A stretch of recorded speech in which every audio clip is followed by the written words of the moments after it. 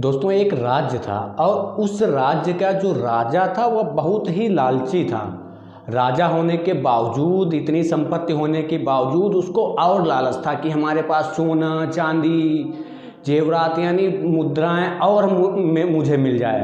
वो अपनी प्रजा को ज़्यादा सुविधाएं नहीं देता था और नए नए तरह तरह के ऐसे ऐसे कर प्रजाओं पे लगाता था जिससे उसको अधिक फ़ायदा हो और वहाँ से धन संपत्ति वसूल के उसके राज्य में आए।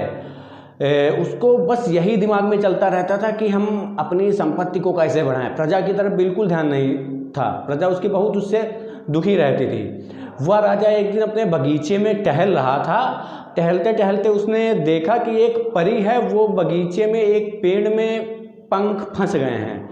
तो वो परी छूटने के लिए व्याकुल थी। तो राजा गया पास में और उस परी को छोड़ा, वहाँ से निकाल दिया और उस परी को छोड़ दिया। जब परी वो जाने लगी तो राजा ने कहा कि मैंने तुमको यहाँ से मुक्त कराया है, तुम्हें मुझे कुछ ना कुछ देना चाहिए। क्योंकि वो राजा लालची था इसलिए उसने मांगा। तो उस परी ने कहा मैं आपकी एक इच्छा पूरी कर सकती हूँ, आप जो चाहें मुझसे मांग लो। तो राजा बोला मुझे ये वरदान दे दो कि मैं जिस भी चीज़ को हाथ लगाऊं वह सोने की बन जाए। परी ने कहा ठीक है, अब से आप जिस भी वस्तु को हाथ लगाएंगे वह सोने की बन जाएगी। राजा बहुत खुश हुआ। हालांकि राजा की एक पुत्री थी, वो सबसे ज़्यादा प्यार उस पुत्री को ही करता था, बाकी उसको धन दौलत से मतलब था।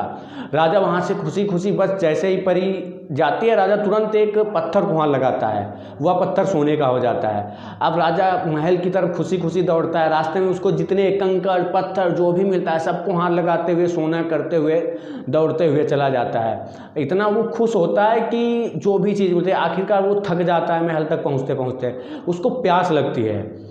वह रानी को बुलाता है, कहता है मुझे पानी दो आके। रानी जैसे ही पानी लाते हैं, वह ग्लास हाथ में पकड़ता है, तुरंत पानी और ग्लास सब सोने का हो जाता है। अब वह उसे नहीं पी सकता। फिर कहता है चलो मुझे खाना लाओ। अब वो जैसे ही उसके हाथ में भोजन की थाल दी जाती है, वो थाल खाना सब सोने का हो जाता है। अब राजा बहुत चिंतित हो जाता है क्योंकि ना वो कुछ खा पा रहा था ना वो पी रहा था। भूख और प्यास से बहुत व्याकुल था। तब तक बाहर से खेलते हुए उसकी पुत्री आती है और पिताजी पिताजी कहते हुए पिताजी के लिपट जाती है। वह जैसे ही अपनी पुत्री को हाथ लगाते हैं वह भी सोने की मूर्ति बन जाती है। अब जैसे ही पुत्री सोने की मूर्ति बन जाती है, अब राजा उसे देख के अचंभित हो जाता है क्योंकि वो सबसे ज़्यादा अगर किसी को चाहता था, सबसे ज़्यादा प्रेम करता था तो वह थी उसकी पुत्री। अब राजा ये देख के बहुत दुखी हुआ। अब वो ये सोच रहा था मेरी पुत्री वापस फिर से कैसे होगी। अब वह फिर रोते हुए वहाँ से भागा और उस परी की खोज में दौड़ पड़ा।